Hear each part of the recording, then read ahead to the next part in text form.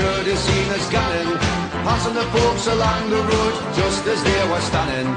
All the lads and lasses there, all with smiling faces, gunning along the Scotswood Road to see the bleeding races. We went to bleeding races, 'twas on the 9th of June 1862 on a summer's afternoon. We took the bus from Bambra's and she was heavy laden. Away we went along Collingwood Street, that's on the road to Bladen. Whoa, me lads, you should have seen us gunning, passing the folks along the road just as they were standing. All the lads and lasses there, all with smiling faces, gunning along the Scotswood Road to see the bleeding races. How's the bacon, Steve? How's the bacon, did you say? Yeah. Bonjour, ladies and gentlemen, and welcome to the second instalment in Black and White Banter. Eddie House Mags going live on YouTube these days. How is everyone? How many people have we got joining tonight? We've got 8 people so far. I've got an R-eat and an R-eat. That's all I like to say. Look, I've even gone through the effort of dressing up for the occasion. Please, though, after the technical issues in the last one, please let me know that you can see me and hear me okay on this live stream. That would be much appreciated. Please just put my mind at ease. Just let me know that what you are seeing and hearing is my voice and you can see my face with some very questionable people behind me eating apples. Is that the case? Yeah. You like me hat? Wonderful. Evening all. Yes. Oh, we've got a special guest who's just joined in. We've got hang on, I'll get on the comments. I'm still learning all this live stuff. This is very, very different for me, as everyone knows, to right. Sound looking great. That is what I like to hear, Marcus. That is what I like to hear. That is also what I like to read. We've got some yeses. We've got some that is the case. Here we go. He's the random NUFC Talk TV. Chris the American Mags in the building. Probably he's getting warmed up for another one of his nightly shows. Bonjour to all. Right. Well, of course, we are jumping on this one tonight because there is a little bit of a match to talk about. A bit of midweek football under the lights in what, can I just say, is one of the worst away games in the Premier League. And I know there's going to be no Crystal Palace fans joining this right now. Crystal Palace is absolutely disgusting. It is the arse end of London. It's a nightmare to get there. You've got one of the worst views in the Premier League. For anyone who's never been to Selhurst Park, my advice would be do not bother. It's not the nicest. It's not the nicest at all. I am going to be having another guest on tonight. I've had a bit of a nightmare. So I'm just going to warn everyone now before I dive into the nitty-gritty, and I've got a couple of things I'd like to talk about Crystal Palace on this video. I was going to get a Crystal Palace guest on. I want to start tapping into talking to the opposition, finding out what they think of us, who they're scared of, who we should be scared of. And I got let down by a couple of Crystal Palace fans. So this is all work in motion. You know, a couple of years' time, I'll be sitting down with Alan Shearer. Do not worry about that at all. So that one went arse end over tit. I've then invited a couple of people in, Newcastle fans. That one hasn't worked out neither tonight. But I will be getting a familiar face join the stream very shortly. So let's get in these comments and get a couple shared before I dive into this properly. Who have we got in the building so far? I've got 18 people. That is a good number. That is a very, very tasty number. The funniest Newcastle guy out there. Funny looking. The funniest looking. You've missed you've missed a word off that. Palace away. Always awful games. It is. We will dive into that very, very shortly.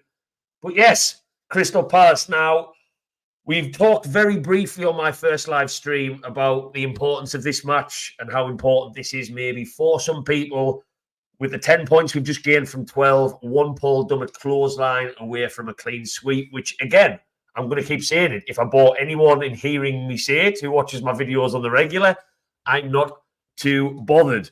What we have achieved more recently with 12 to 13 players, first-team players, not fringe players who go nowhere near our starting 11, is nothing short of remarkable. And I think Eddie Howe deserves a bit of credit for that. He hasn't got everything right this season. Of course, he hasn't, but we all do. And the fact we're going into this Crystal Palace match with European football pretty much at ours to lose, you could argue right now, with the fixtures we've got: Brighton at home, Sheffield United at home, Burnley away, relegation strugglers, Crystal Palace on the resurge, which we'll talk about in a second. It's remarkable. It is. And for me, going into this match, am I confident? Yes, of course I am. Do I think this is must win? No, I don't. I would have said that if we'd only picked up 6 points from 12, if we'd only picked up 4 points from 12. I do not think that this match is do or die in the race for European football. We've got a very quick turnaround before one of the worst Premier League sides to grace the Premier League in Sheffield United. And I would never normally go into a home game saying it's a banker. You've come... Sorry, I'm just keeping on top of the comments. Everyone's chatting amongst themselves, which I like to see. You've been on my most shame downs, and I have to come in and ask to come on, mate. Oh.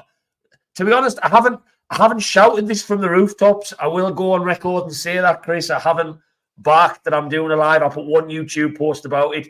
I'm well aware that this is work in progress for me. It's all going to improve. I had a couple of technical issues on round one. As soon as I feel more comfortable to push this and put it in with all the other content I'm trying to churn out in a week on TikTok, Facebook, Twitter, that's when I'll probably start shouting from it a bit louder and look to get some more people on. Right, I'm going to see where my guest is before we get into this properly. Let me just double check where he is. Do you know what? I'll just give him a ring. I'm going to give him a ring. I can even put the phone to the thing, which will be funny. Where are you? Here we go. Here's the call dog on the phone.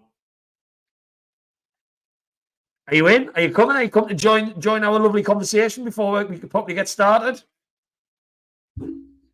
Hello? Oh, we'll start without him. We'll start without the call dog. He's somewhere. I don't know where he is. He knows the start time. So, without further ado, before I dive into the Crystal Palace match in a little bit more depth, what I do want to talk about is this video that hopefully I'm going to be able to share on the screen. I want everybody's thoughts on this. And it's one of my favourite players at the moment for Newcastle. And this is Anthony Gordon, one of our best players, bigging him up. So I'm just going to share this now. Friend in football? I say I've got 3. Curtis Jones, Tommy Doyle, Elliot Anderson. Mixed bag there. Some club international. So Curtis Jones international? Yeah, Tommy as well. Tommy international. Elliot club. Elliot Anderson. I watched him quite a bit when he was at Bristol Rovers, you know. He was some player, by the way, there. Yeah, he is. He's a top player. He's done well in Newcastle. Yeah, he's done really well, but he's just, as a young player, he's just finding his feet within the games. He's been top in training for a while. Yeah. But he's just finding his feet. So, that was quite... I'm going to remove that off the screen. Elliot Anderson, Anthony Gordon, not only saying that he's Elliot Anderson's best mate, it's one of his best mates within football at the moment, which is quite fascinating for me to hear because Gordon's only been with the club a year. I haven't watched the full thing, by the way. I know I've got a couple of comments coming in there, Marcus, saying how good that interview is. I haven't watched it. So I will get, amongst everything else I'm trying to do, I will get some time to watch the whole thing. I haven't had a chance to yet. But it's fascinating to hear Anthony Gordon bigging Elliot Anderson up. And the biggest thing I took from that interview was the fact that he says that Elliot Anderson is one of the best on the training ground at the moment. That's a very, very, very big statement to make coming from a player like Anthony Gordon, who is one of our best. And he's saying that he is training as hard as possible and he's looking absolutely elite. And the fact that them two are friends is really, really interesting. I'm quite fascinated by that. So that leads me on to a player who I've bigged up on videos, I've talked about quite a lot, who I think is going to be very important for us, and that is Mr. Elliot Anderson himself. I'm going to run a little bit short of saying the Geordie Maradona, and the reason I'm going to run a little bit short of that is because I think it's a little bit on the cringe side. I've chanted it, we all have. 6 pints deep, I'm all about Geordie Maradona. We've all done it, we've done it. But I just think that's maybe one of them chants that fall at borderlines a little bit under cringe. But what Elliot Anderson has brought to our midfield should not, in my opinion, be underestimated. And that's going to lead me on to my next point about the the controversial comments from Mr. Danny Murphy. Now, Danny Murphy, if anyone doesn't know this, has come out and talked about Bruno and basically said that Bruno is not an athlete, and that's what sets him apart from being one of the best players in the world. And of course, in the Newcastle fan base, you say anything like that, it's an absolute storm. Colin's arrived. I'm not getting a notification to tell me you are in the studio, Colin. So you're going to have to you're just going to have to join that link and sit tight, and I will draft you in. Yeah, click the link, Colin. You know how this setup works now. You know how it works. So, on to... You've just totally made me lose my train of thought there, Cold Dog. So I'm blaming you for that. Elliot Anderson should not be doubted. And Bruno, I understood what Danny Murphy meant by his comments about Bruno not being an athlete. And some of you might want to get a dagger out and stick it in my neck for saying that. The reason that I understand what Danny Murphy was saying is because if you look at Bruno compared to a Joe Linton, compared to a Joe Willock, they're athletes. They are sports people who can charge back and forth at pace, run past players at pace. Bruno, in my opinion, yes, he's covered a lot of kilometres, and that's a lot of people's argument. Lots and lots of kilometres. But I understand what Danny Murphy was getting at. He just didn't word it very well. And I think that Elliot Anderson has brought out the best in Bruno again, because him coming into the team has offered us a bit of drive that has just freed up the shackles that have been on Bruno to carry us in football matches. And Elliot Anderson, his dramatic improvement in our team and results since he's come back from injury has been nothing short of remarkable. And he is someone, we all bigging up Lewis Miley because of his age. I totally understand that. For me, he is someone that I am really, really, really excited about. I think Elliot Anderson seems like he's got his brain switched on. Anthony Gordon's saying so. And I think the world's his oyster. The world is his oyster. And he's going to be really important for us against Crystal Palace. I think Elliot Anderson has to start. No doubt about it. Comments just flying in. Jordi Maradona. Colin, are you joining this conversation or not? Before I move on to my next topic, am I drafting you onto the screen? Because I will share if so. Please just dive in. You've got the link. You should have the link that I sent you about 40 minutes ago. So that should just take you nicely through. Oh, and of course you're getting the Jordi Maradona chant out. Of course you are. But yeah, I'm not supposed to be here doing all the talking. I had a million guests lined up. I've been left with Cold Dog. And even he's leaving us hanging. So this whole live streaming business has not gone very well for me so far. It has not gone very well at all. But yeah, I'm seeing a lot of love for Elliot Anderson in the comments, and I'm not surprised. Love, Elliot Anderson. That sounds very like you're in love, like very, very, very in love.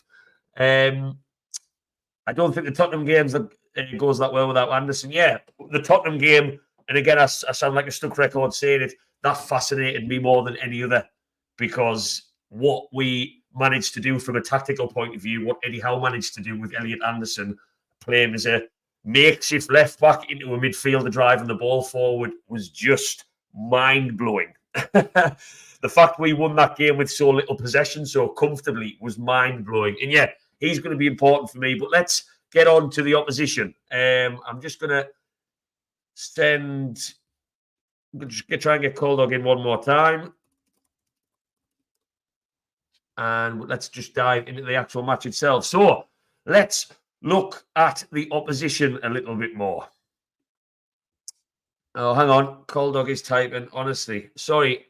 I'm stopping you just before Colin's computer's failing him. Right, we move on without. So let's share some stuff on the screen. Now, this is Crystal Palace's lineup for their last match, which was a very, very impressive win against West Ham. And I know what some people are going to say. West Ham, they on the slide. Their fans don't like David Moyes. They aren't a club in great form. They just played in Europe. There'll be a lot of reasons that start to fall that a lot of people will use. I totally get that. But Crystal Palace's turnaround since their new manager has come in from taking over from Roy Hodgson is quite a fascinating one.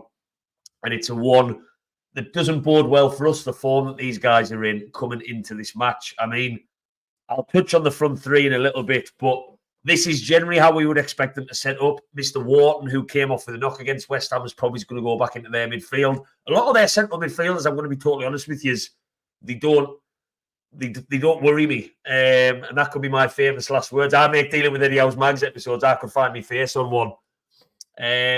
Wharton, Will Hughes, Hughes has been around the block for way, way too long now. But it's this front three. Sorry, I'm jumping ahead. Elise, Eze, and Mateta. Now, Mateta, he's not the one that's going to be the main part of this conversation, but this is a front three that does put the living shite up me a little bit. I'm a huge fan of Elise. I'm an absolutely huge fan of his. I'm a huge fan of Eze. I think these two guys are going to be absolute stars in the not too distant future. I really, really do. They just have a bit of everything. They have a bit of va-va-voom in that final third. They can try things. They can get a shot off. They can assist. And I think the pair of them, they've missed so much of Crystal Palace's season. This is where our problems will lie at Selhurst Park on Wednesday. But we already know that. That's just me telling you the most obvious thing going. I'm not going to focus on too many, if I slide back, too many of these Crystal Palace players. Yes, Mitchell, as a wing-back, he can cause us some problems, and we're going to have to be very, very careful down that side. I like Anderson in defence. I think he's a good centre-back. We've been linked with him quite a few times. But the transformation of this Crystal Palace team is just totally, totally different. It's not the same Crystal Palace team that we would have been facing 3 or 4 weeks ago, which is so frustrating. And if I take you back to our 4-0 win at St. James's Park, that was comfortable. We had 2 wins in that little spell when we didn't have as many injuries. We beat Burnley 2-0, which was comfortable, and we beat Crystal Palace 4-0. And it was just a really, really safe day at the office. It was. And I'm looking at this team, and, you've got Klein again. He's someone who's been around the block. We all know him from his failed time at Liverpool. He offers a little bit of pace.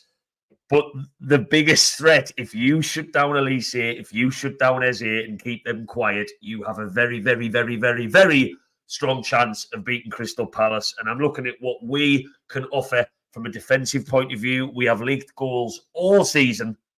All season we've leaked goals. And going down to Palace with this different animal that they are, it's who in our midfield can stop them. And that's why I go back to Mr. Elliot Anderson. Because Elliot Anderson has that aggression in midfield. He's not the most naturally gifted, I don't think. And Eddie Howe, when he was asked about him compared to Joe Linton, said exactly the same. He said that it's his Geordie passion, it's his work rate that's getting him to where he wants to be to a degree. But he does have, he does have ability. Of course he does. Not disregarding that. But that could be really, really important in this match, in him trying to support our defence. And if Elliot Anderson plays as that makeshift left back, I don't think he will. And I'll touch on tactics in a second. Who knows? That's someone else's job then to come in. Bruno, he doesn't have the yellow card issues anymore. Those are gone. So that's not a problem anymore. Bruno can chuck himself about, kung fu kicks, karate chops, you name it.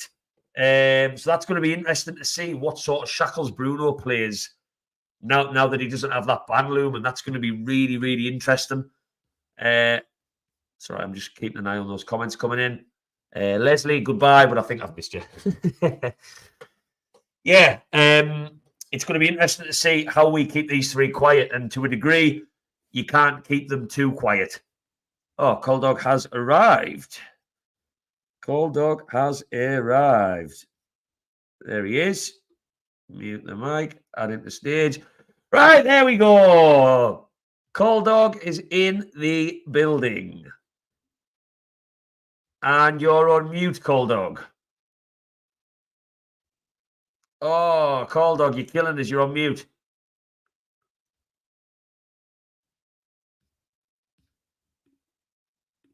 Yeah, can't hear you, Cold Dog. No, I've got you unmuted. No, can't hear a single Scooby-Doo. You've joined on 2 streams. I've added 2 Cold Dogs to the chat.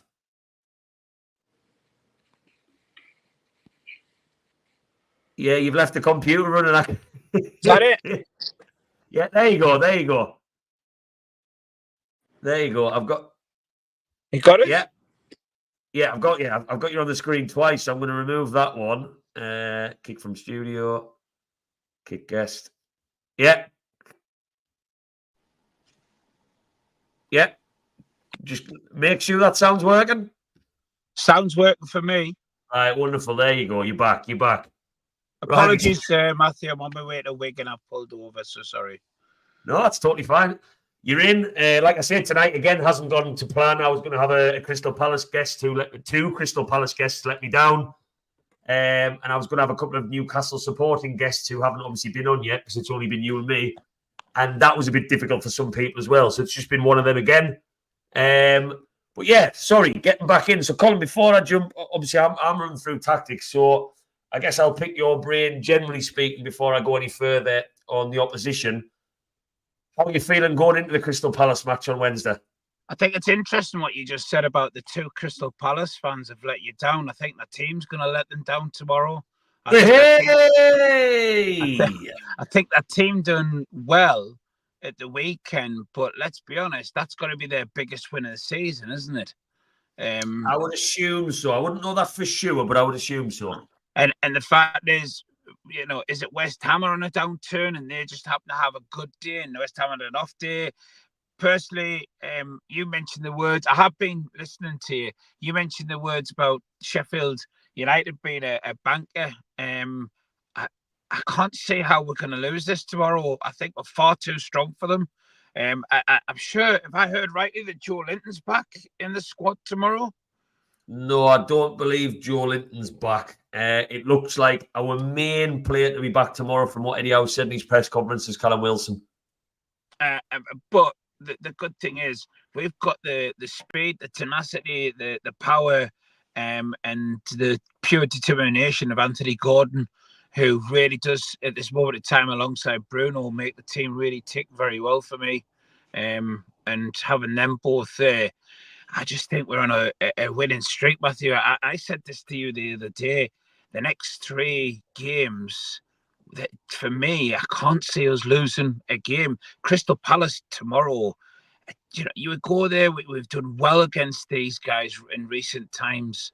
I don't see us losing this game. I truly don't. And I'm not going to put my neck on the block and say it's going to be a massive 4-0 or anything, but I am going to say it's going to be a comfortable 2-0 win. So just to get this on record, you think that Newcastle are going to go away from home to an informed Palace and keep a clean sheet? You see it in form. You tell me the last 5 results then. Tell me they're in form. I think any team that's coming off of scoring 5 goals at home is certainly in form. But yeah, all right. And the win at Liverpool, and a very, very famous win at Anfield the week before. Very, very famous win, which I think blew shockwaves down the football world when Palace pinched that. And possibly so, but overall, I think we're just too strong. You look at the teams that played. We played both them teams, and although we haven't had the results we've always wanted, we've played really tremendously good football.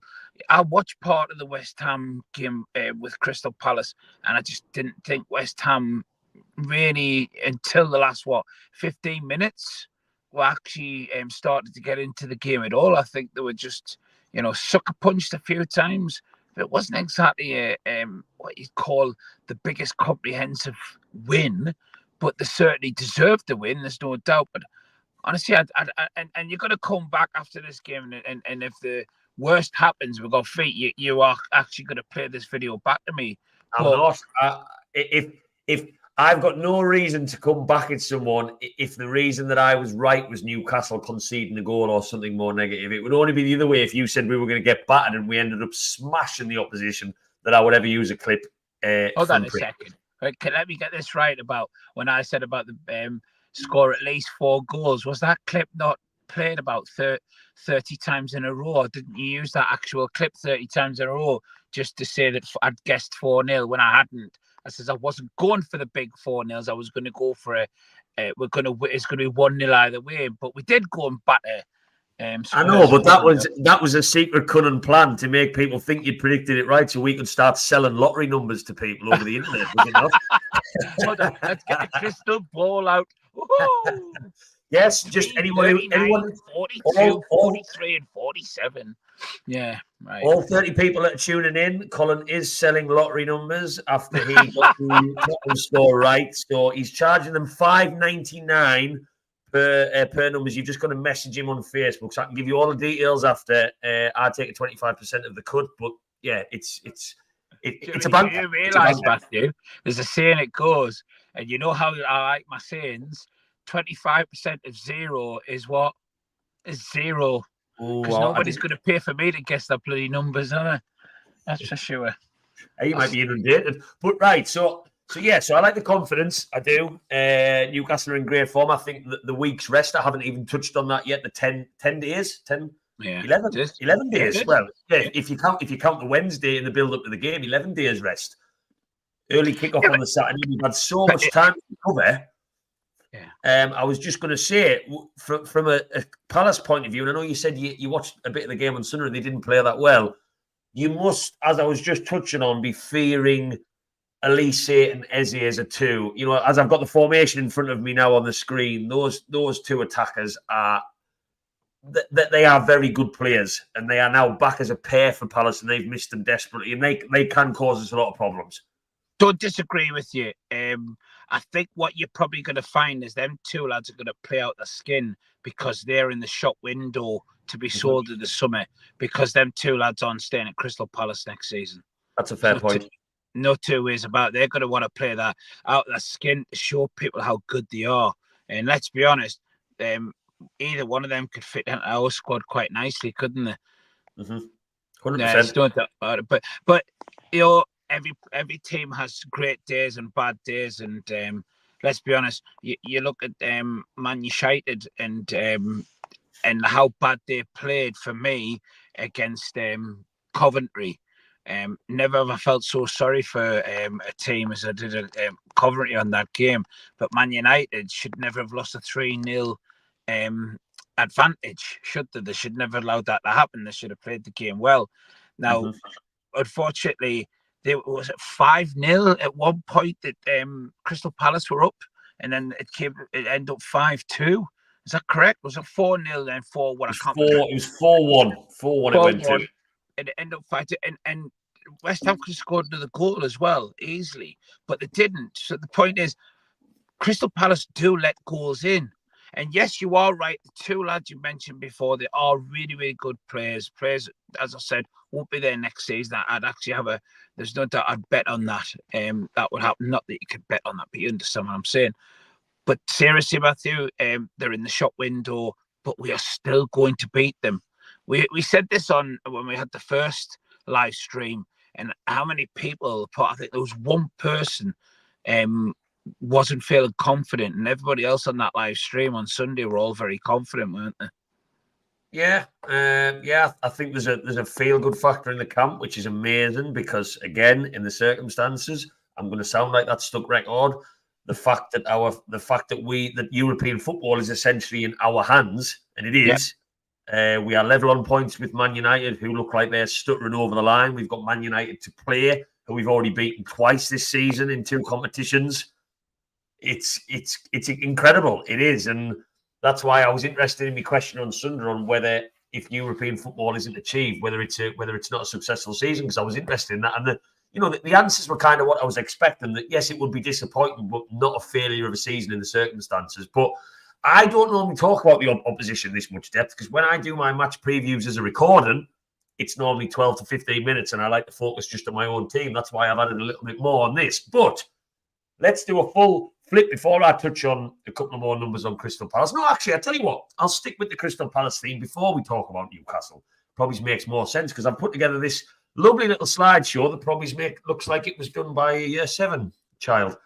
But yes, so these are some interesting stats that I'm lucky enough to get access to these. I think I mentioned on my last video. Now, this is where I think personally that Newcastle cannot play in the way that I've bigged up so much that we've played against Wolves and Tottenham, how we've allowed them to have a bit of the ball and we've hit them. Because what I see with this Crystal Palace team is a side, and yes, they've changed a little bit under the new manager, who are not going to play with the highest of high lines. And when we've played teams like Tottenham who've insisted on playing with a high line, Isaac has turned Mickey van der Ven into a really, really bad back and break dancer. I just don't see that being the way.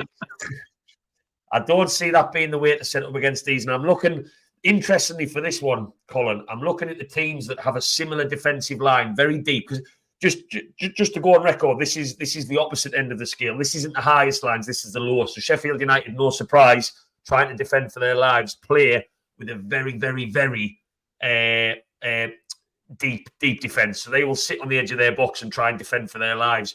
Nottingham Forest, when we played them away, when we got the 3-2 win, we had to attack them, and we set up to do so.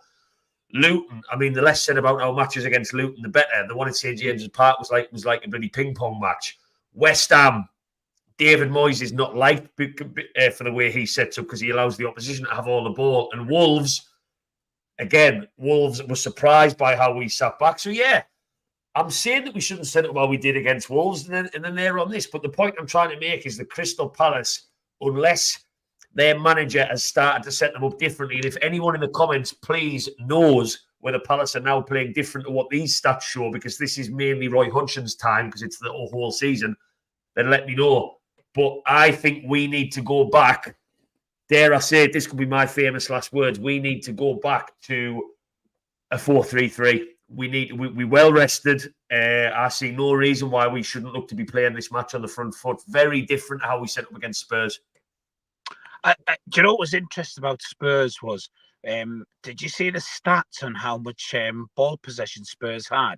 Was it 72% or something they had? I think any Americans watching this will appreciate what you've just said. I don't know. I know Jim's still in the chat. Ball possession. Okay. Possession of the ball. It was apparently 72%, which we were there, and it just didn't seem that, did it? It didn't seem like that was how much the possession was. I agree. But when you actually see how well we played, whatever possession we had at the times that we had it, we played with that possession. We played so well in that times we had the ball, which probably made it look like we had more possession, I suspect. But Crystal Palace, as far as possession is concerned, they probably had too much chances. West Ham probably give them far too many chances for my liking. I think defensively, it's nice to see that I think Shaw's come back. He went through a bit of a blip, didn't he? I even think overall that even you may not agree with this, but the big lad from Blythe has had his last 3 or 4 games. I don't think we could pick much fault with him, Matthew. He's doing Blythe. Jordi Maradona. I forgot to sing that when I came on because I thought that was your second favourite song. But go back. Definitely not my second favourite song. We know what your first favourite song is, that's for sure. It's fucking magic, and don't you fucking know. I may feel my stroke, Joel Aquino. Sorry. Okay, yeah, thanks. At least you need some singing lessons. So overall, for me, possession doesn't actually mean that you're going to win a game, does it? Having more possession than anybody else. But yeah, they are a half decent squad. I just think we're a much better squad. What do they have to play for? I don't think they have anything to play for. I mean, they're safe, aren't they? So it's just me. Yeah. I don't think Crystal Palace are in the conversation for relegation anymore. I think, if that's going to be between Luton, Nottingham Forest, I don't think we're in that conversation. But interestingly, I mean, just touching on, I know we talked about defensive line height, and you just touched on possession, and actually, Crystal Palace have a very low possession, but I just haven't put that slide in. That's what I was trying to search for there. But again, I think some of my stats that I'm sharing aren't reflecting on the new manager coming in, because this next one, after recent results, I think he might be setting up similar, and I would love someone to tell me a little bit more. That's why I wanted a Crystal Palace fan on this show so badly, because I had so many questions. But look at this one. Crystal Palace, this is the lowest in the Premier League for chances created this season. And look at the company that they're in. I mean, by the way, can I just give an honourable shout out to Chelsea? What? Right, so this is, I was having some of these in my day job today. everybody thinks that Chelsea are a team that are struggling because they are not taking chances. And my mind was blown to see that Chelsea's problem is that they are third behind only Sheffield United and Burnley for creating chances. So that really, really surprised me. So that's just on a total side note. But Crystal Palace, what we learned from this, Colin, as you can see, I mean, Sheffield United, I don't even need to mention them. They conceded an absolute ton. They don't score many. They don't create many. Burnley are in the same position. But look at the position that Crystal Palace are in. So we're not playing against a side who I think are going to go all-out attack. And that's why I think it's up to Newcastle in this match to really grab the match by the scruff of the neck with the likes of Bruno, with Gordon, with Barnes. I'm interested to know, is there any chance you've got the stat to where we sit in the most chances created? Very high. Very high. So, and where does West Ham sit, who was Crystal Palace's last opposition? And it's, again, you said, yeah, they've had like a great win. They're on a roll, and they had the Liverpool win. But people do have their off days. Let's be honest. It's great. You know, Liverpool's fell off the wagon. They ain't winning the Premiership. For me, it's nailed on for me. Man City's going to win that now. I can't see them losing it. But yes, they had enough. They've had a few off days. Liverpool, they certainly have, and West Ham certainly have. They've dropped off the pace to what they were early in the season. So I'm not totally surprised that Crystal Palace took advantage of that. But we've actually gone through our blip and through the other end, and now we're on an upward trajectory, which for me is why I am confident about tomorrow. I said I'll hold my hands up in our next live stream, when you do your next live stream, and you know you want me to come back on. If we get beat or there's a draw, I'll say I've got to be confident. This has been a season that's had major ups and very few downs for me. So, you know, no matter what happens, I'm still going to be a happy bunny, and we're still in a strong position. 100%. And I think with a quick turnaround of the bot, and again, I'm not counting my chickens with Sheffield United. Nobody can do that. Nobody should do that in the Premier League. But if there is a game in the whole season, like when the fixtures were released in June, Colin, the one you're looking for as the season starts to pan out and you realise how bad Sheffield United have been. I mean, for me, in terms of some of their results, not worst ever, because we know Derby County will always take that title for I think 11 points they had. But the manner of Sheffield United's defeats this season makes them one of the worst teams to ever grace the Premier League in my lifetime. But this is an interesting comment on the screen. I'm just going to stop what we're discussing for a second. So, Derek, you're saying that they can have 99% of the ball as long as we score more goals. I understand that. But this is an interesting one because there was a very big debate when a certain Mr. Rafa Benitez was our manager. That playing the way that you're describing there, us having none of the ball, would suggest that we're not really entertaining. So again, non-entertainment. It was crap to watch. Well, I've got my own opinions. That's a different debate for a different day. I've got my own opinions on where I thought Benitez was taking us before he left. But I think there was a little spell in Benitez's reign just before he decided to leave in that summer, where he was actually starting to build quite a decent attacking side. In the 6 months from Rafa Benitez signing Almiron through to the summer, when we finished the season with a smashing 4-0 win away at Fulham, and we had Rondon, Perez, and Almiron as our front three, we were looking pretty tasty. I thought we were. A question. I'm sorry, I'm going to interrupt here.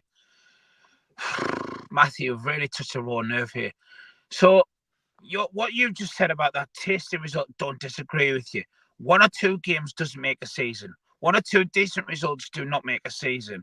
It's a majority of decent results make a season.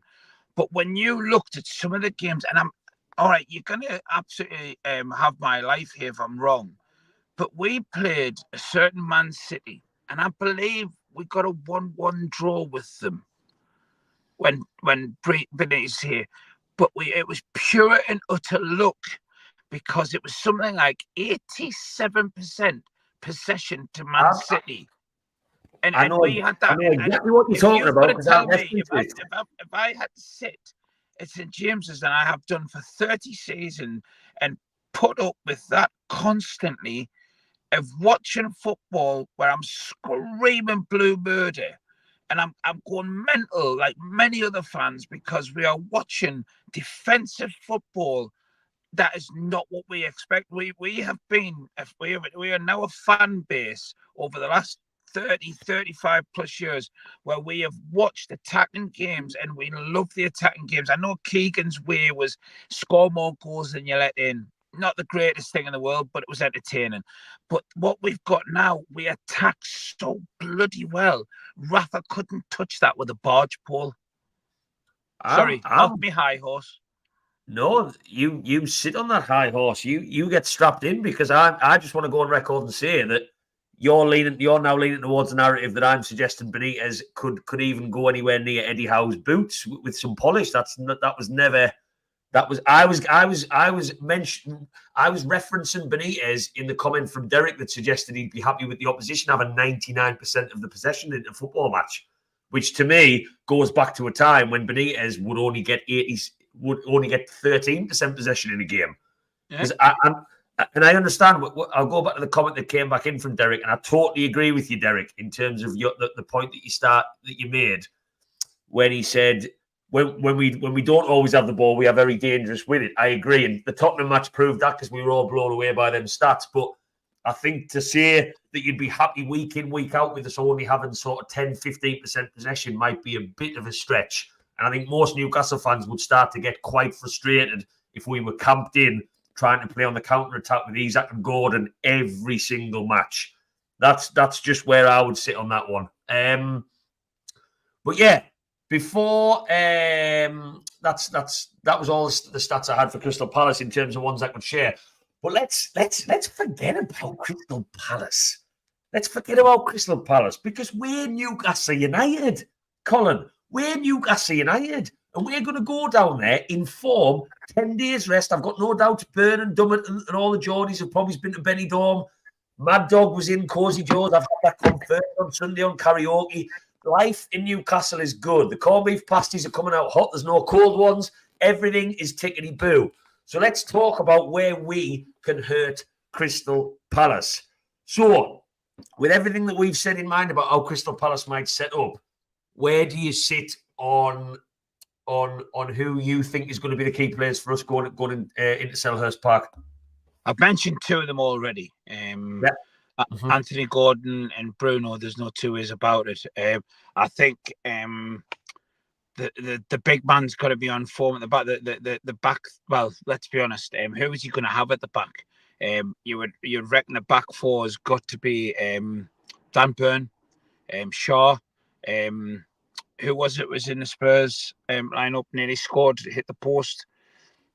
Emil Krafu. Yeah, Kraft.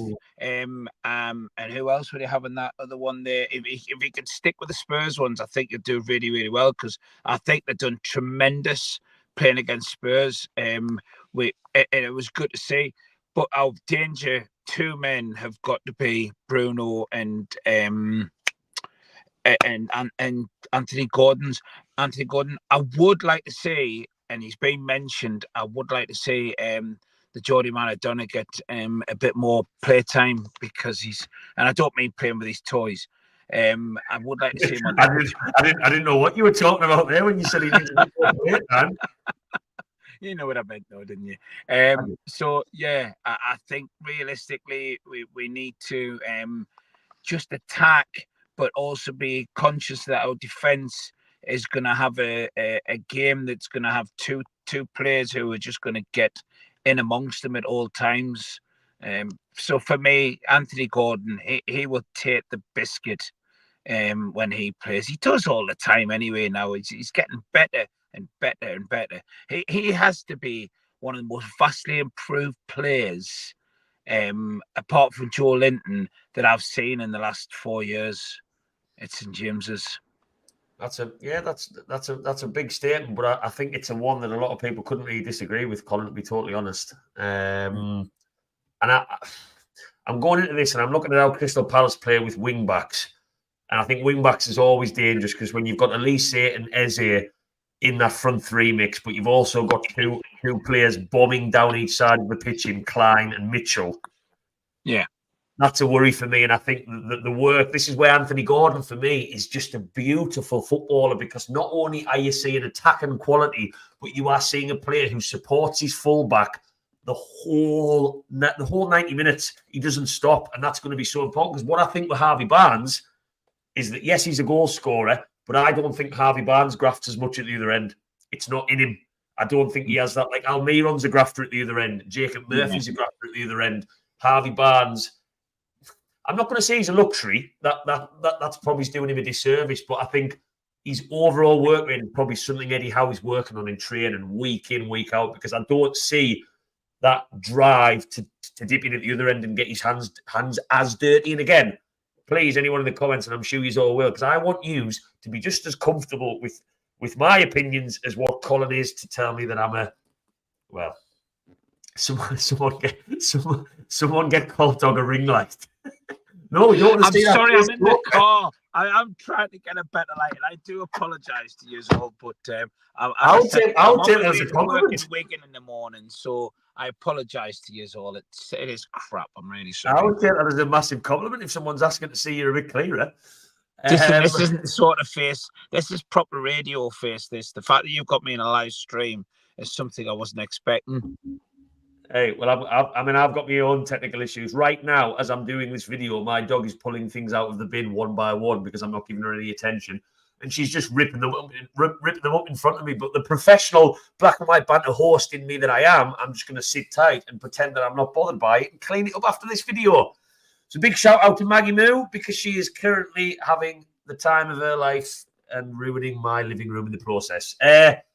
Yeah, so look, without further ado, does anyone, before we touch on a little bit more depth of the final result, how we see tomorrow going, would anyone like some black and white banter stats? Just come on, give us the stats. Do we want some stats? But the question is, do we want the music?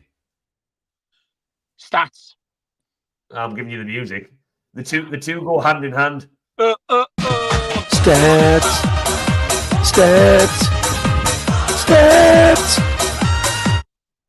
Right, it's time for some lovely little, as always, black and white banter stats. Let's get them up, shall we? Crystal Palace are winless in their last 5 Premier League meetings with Newcastle. They've drawn 3 and lost 2. And they failed to score in their last 4 matches against Eddie Howe's Mags. Well, they might not have all been against Eddie Howe's Mags, but that's not a bad little stat. Again, though, away, having won their last 4 Premier League matches against Crystal Palace, Newcastle have won just 1 of their last 8 away. And I've been down a couple of times. It hasn't been a happy hunting ground. We've seen draws. I remember Callum Wilson's lovely little bicycle kick a couple of years ago that nicked us a point. 0-0 last season was diabolical. I'm not going to give you all my stats because I'm going to keep some for our own video I'll post out in the morning. Alexander Isak. Give me a striker from Sweden. He's scored 7 goals in his last 6 Premier League appearances for Newcastle. 6 of those strikes have come in home games. His 17 goals overall this season is the joint most by a Swedish player in a Premier League campaign, level with a certain Zlatan Ibrahimovic, who's generally regarded as one of the best players to ever grace football. And that, ladies and gentlemen, so I'm not going to give you too much, like I say. This isn't the stat show. That, ladies and gentlemen, is a lovely little dollop of stats.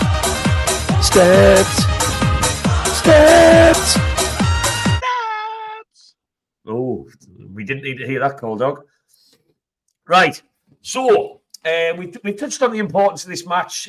So I'm going to take this over to some of our viewers now.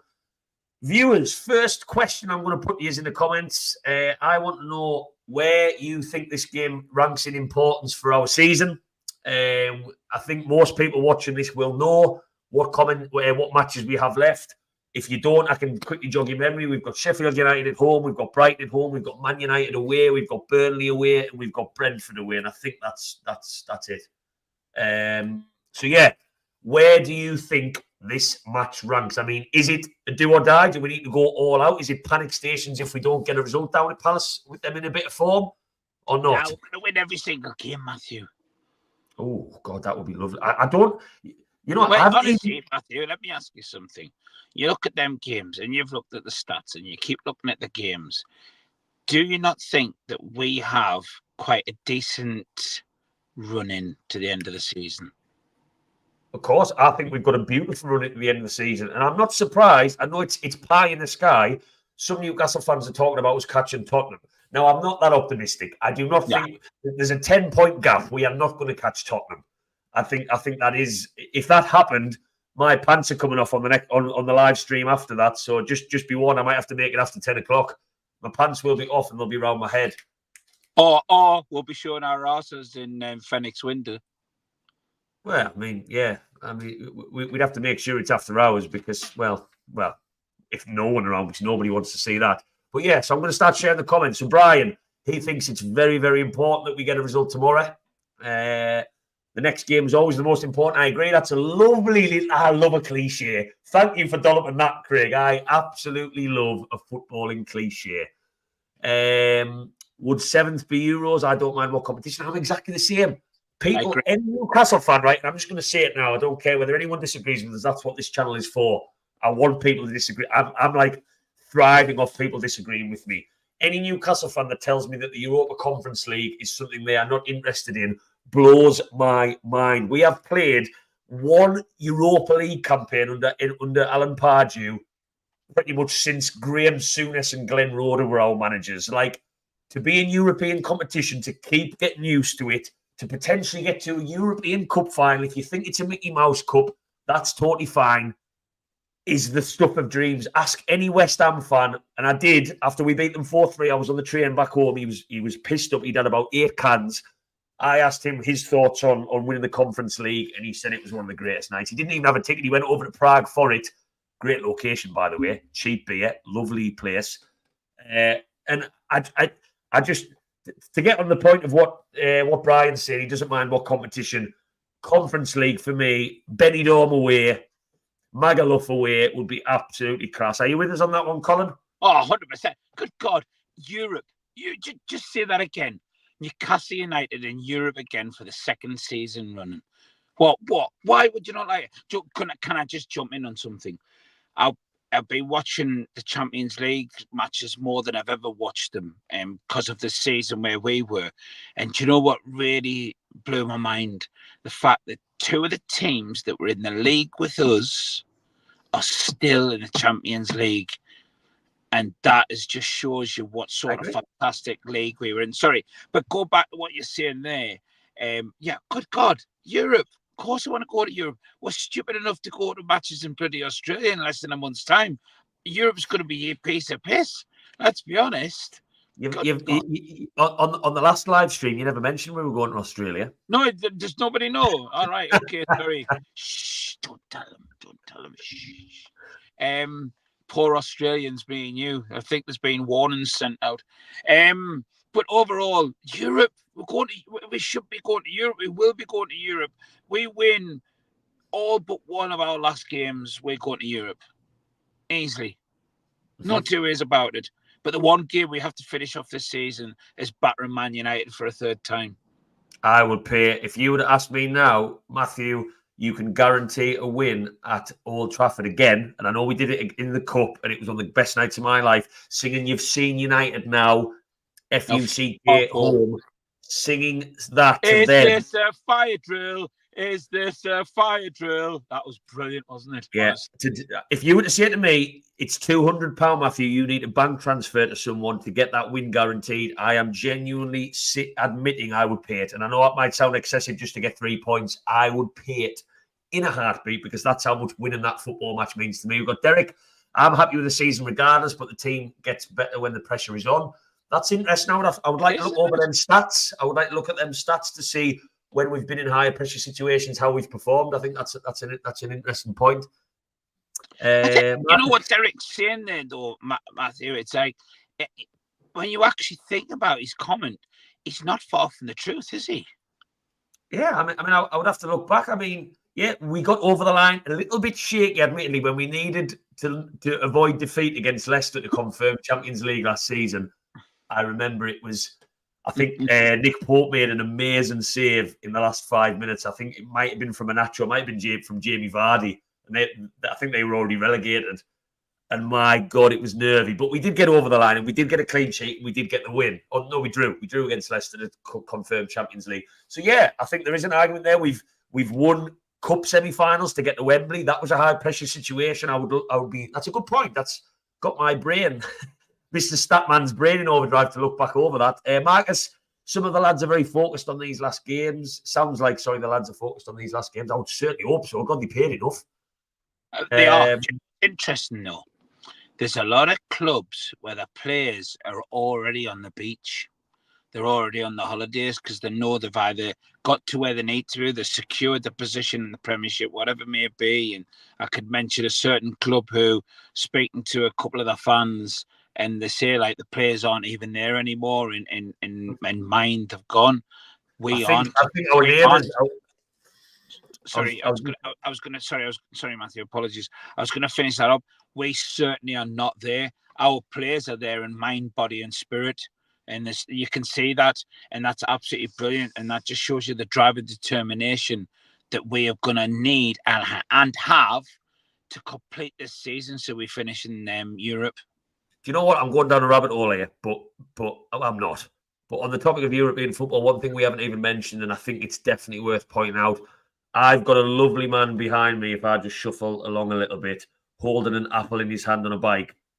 Him and Alexander Isak, who's not on that photo, who is looking like literally the real deal.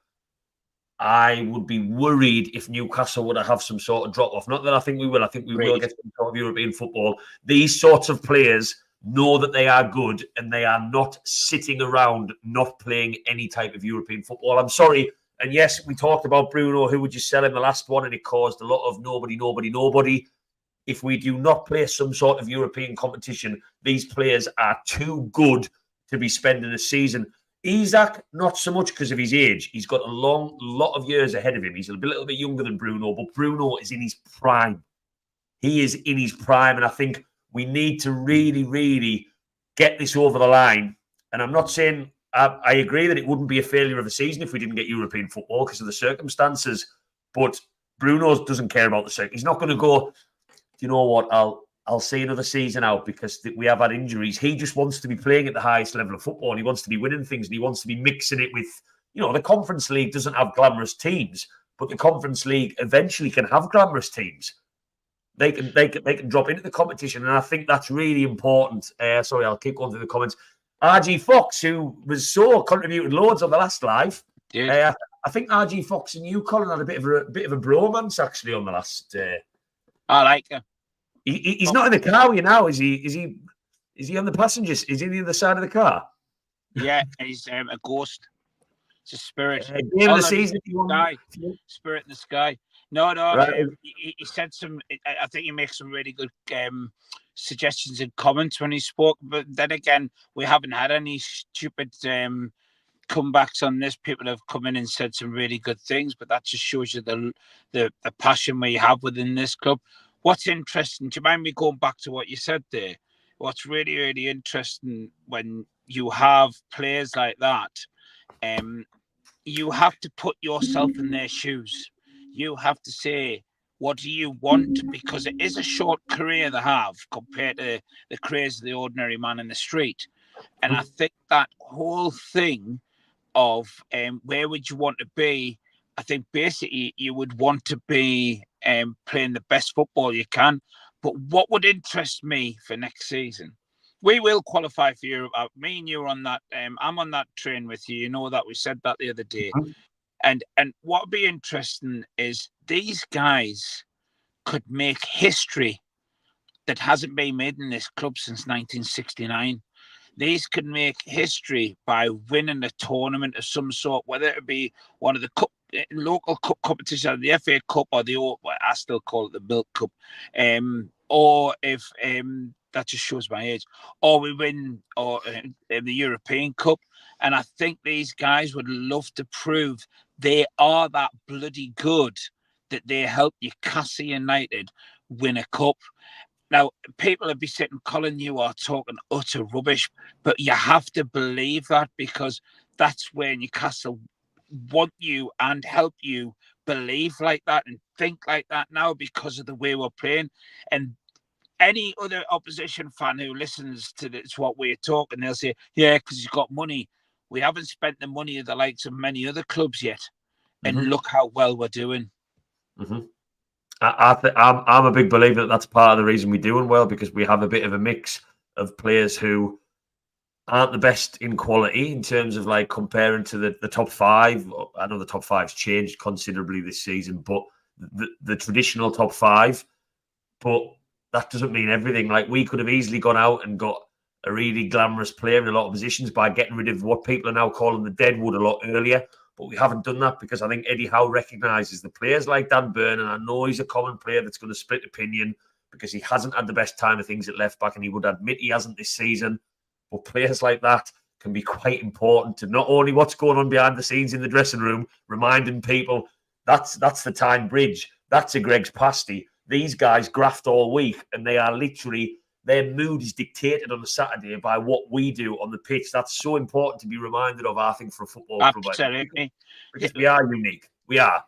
I don't know if you know this, right? But it was Bob Paisley, when the players used to come to Liverpool, he actually took them to basically, sorry, I don't mean to say it's the only word it's going on, the slum areas of Liverpool, and said, these guys here work their nuts off just to come and watch you guys play.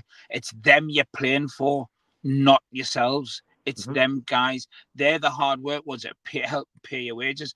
And I suppose what you're saying is a very similar thing to that. You know, like having local players, which, let's be honest, we've got some decent local players in at the minute, and having them there, it's nice for them to remind these players who are from out the region that this is such a passionate club. We are so passionate, and we're so desperate for success that you just want to be the guys who make history here, because this will be talked about. If we win something next season or the season after, it'll be talked about for so many years. It really will. I agree. I mean, yeah, I'm getting some interesting comments coming through, and you know what? I don't have time because we are going to get on the predictions. I know I've been on about an hour now, and my dog is literally emptying a bin full of rubbish one by one, which is not ideal. But yeah, I mean, Adam's comment here, maybe not enough context added to it. Any loss is a big concern because it could be a turning point. I'm not of the same mindset. I know it's not ideal to lose a football match against a Palace team who've just won away at Liverpool, just smashed 5-0 against West Ham. You know, this is worst case scenario that we do lose the match tomorrow. With Sheffield United 3 days later, we've got such a quick opportunity to turn it around if the worst case scenario happened. Teams are going to lose Premier League matches, and let's do full circle back. Our results have been incredible recently, but we are still playing with no substitutes. And I know Callum Wilson might be back tomorrow, which is wonderful because he can offer something in the last 20 minutes. But we are still playing with Eddie Howe having nothing to bring off the bench. And that's a factor. I'm not saying Palace have got an amazing squad. They don't. But I maybe think that's a bit extreme, Adam. But maybe not enough context added to that one. Brian, going to be tough. No easy game. I underestimate none. Yeah, I know that's the same for Sheffield United. I keep talking about it as if it's a banker. Would 7th be Europe because we ain't getting the 5th Champions League spot? Well, yeah, 5th Champions League spot is done. Because Man United are in the cup final, and you would assume that they are going. To be honest, I'm saying this as if I definitely know how many positions are European places. I'm not going to go on record and say anything that I don't know 100%. I don't like to do that, so I'll come back on that one. I believe down to 7th is European places as it stands right now, but I'm not going to quote myself on that. Isn't it something to do? Because Man City win the cup, they're already qualified for Europe because of being in the top 4, and then that position then falls down to make sure that it's 7th place gets it. Is that correct? I believe so. I believe it will because teams who are already going to qualify for Europe have now taken over the FA Cup final in Man United, and unless Man United have an awful end, which they could, I will go on record and say Man United could have a disgusting end of the season and drop out, which would be absolutely fantastic, can I just say? But we don't know. I think we'd be a favourite in the conference. I'm going to come back to you on that one, Craig. keep that thought in your mind because I'm going to start finishing the show with a certain little something once I get through these comments. I think Man United have only beat us once in 6, the cup final. Ooh, we drew 0-0 last season away. We beat them at home. There's 2. We've beat them twice this season. There's 4. And what was our result the season before last? You could be onto something there, Craig. And I do love a stat, and I'll be sharing them when the Man United match gets a little bit closer.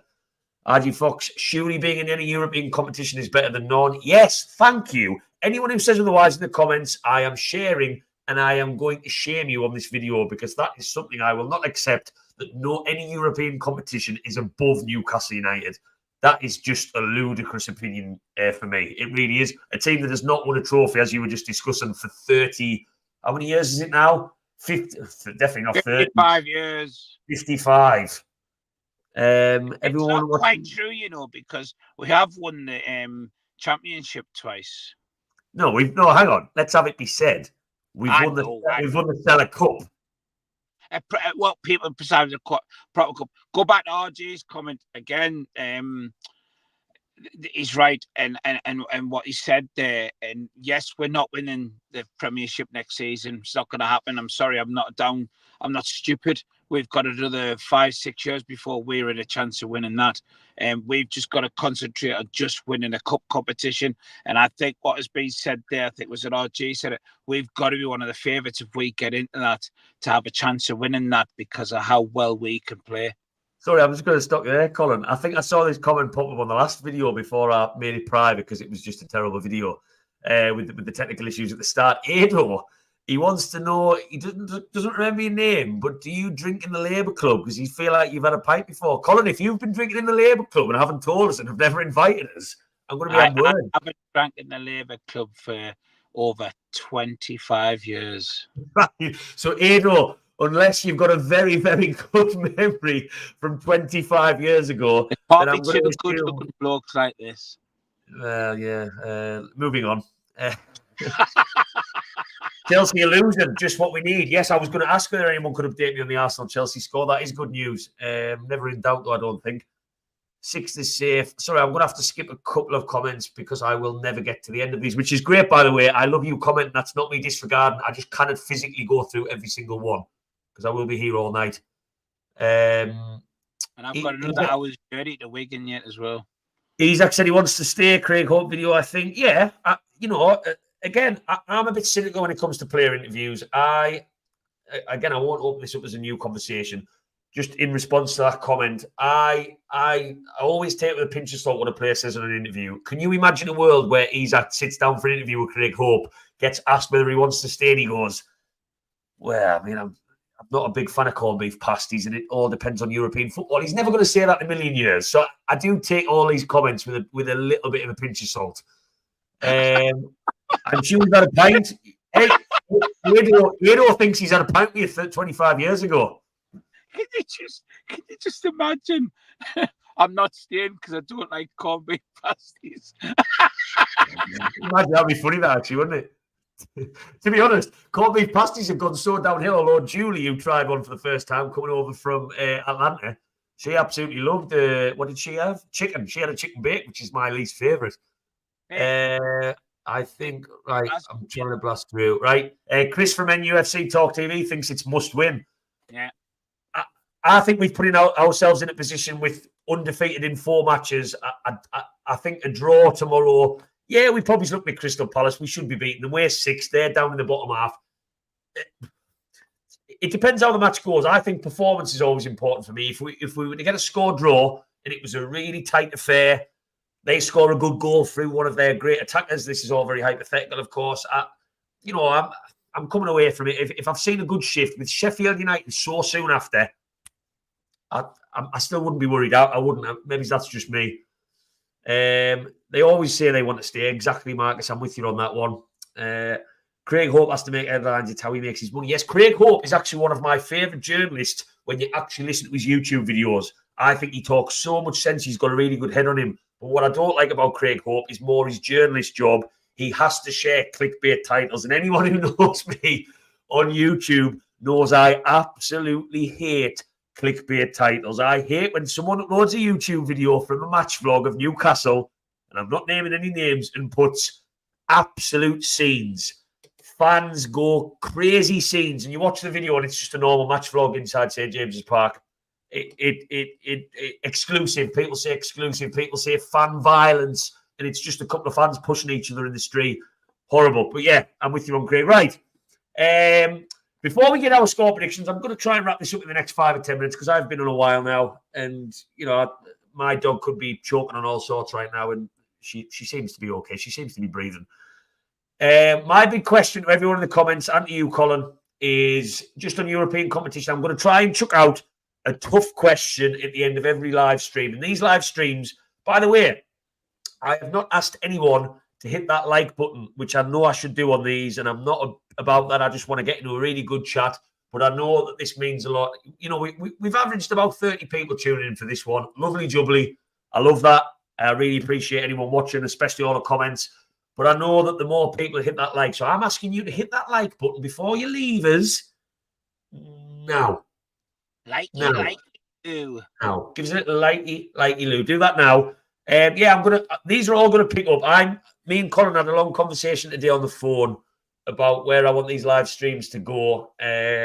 Obviously we had technical issues on Sunday. I'm going to find my feed first. I want to make them a little bit more niche. I don't just want to do general, let's chat about this, let's chat about that. I want to involve people watching as much as possible, and I am going to figure out a strategy as I try and do with all my socials. So, yeah, things are going to progress. But my big question tonight that I just want very straightforward answers to, if I was to offer you now with European football in mind, guaranteed next season, Champions League semi-final, get knocked out, or Europa Conference League from the start, go all the way to the final and win the cup in what you would assume would only be a 30,000, 40,000 seat stadium, the same as West Ham's war. What are you going for? Because Champions League semi-finals, can I just say, this might sound like I'm biased after what I've just said about a cup being really important. For Newcastle to get to a Champions League semi-final would be one of the most memorable seasons in my lifetime. So I'm curious what people's answers are. Like, you can only pick one. It's easy. It's pretty easy because how many people remember last season or the season before who finished, who came fourth in the Champions League? Nobody. So basically, it's an easy one, mate. It's Europa League, 100%, all day long. Right. And the comments, I'm just waiting for them to come in because I love this. I love a mixture of debates. Yeah, I've got conference from Amy. Again, no right or wrong answer here. If we all had the same opinions, this would make this live stream incredibly boring. I don't want that. A Champions League semi-final would be epic. I just want to go on record and say that. That would probably involve us beating the likes of a Real Madrid or a Barcelona along the way. That would involve us beating a Juventus along the way in knockout football. I assume Amy is Amy and her dad's Lawrence. I'm pretty sure that's got to be, isn't it? Ah, wonderful. Yeah, sorry, I didn't even dot the I's there. Yes, buongiorno. Adam, you're going to have to be a bit more specific than Europe. More playing in Europe, Adam, I'm going to need you to be a little bit more specific. Cup, yeah, we've got another Conference League. Europa every day, yeah, same thing. Conference League, so it looks like a clean sweep. Yes, Amy is confirming that is Amy. That is Amy. I was speaking to them before I came on this. That was all. Ah, wonderful. Right, so it's a clean sweep as far as I can see. Nobody. That's interesting for me. Nobody has gone Champions League, which to say that would involve beating some big boys to get all the way to the semi-finals. That really fascinates me, actually, because people talk about that PSG game as one of the greatest ever nights at St James's Park. So that's interesting. Oh, what games? Too many shandies. Adam's on the shandies. That's why I said Europe. Right. So let's wrap this up. It's Crystal Palace. We ate Cockneys. Down to Selhurst Park. I'm not going down. Colin's not going down, which breaks me out a little bit. I don't like watching Newcastle matches on telly. I know a lot of you guys in this stream maybe watch a lot. I get a better analysis. I can tune in on things when I haven't had 6 or 7 pints on an away day. But yeah, it breaks me out not to be down there. So I will be doing some videos a little bit quicker after kick-off tomorrow night, no doubt. So get your predictions in. I'm going to go for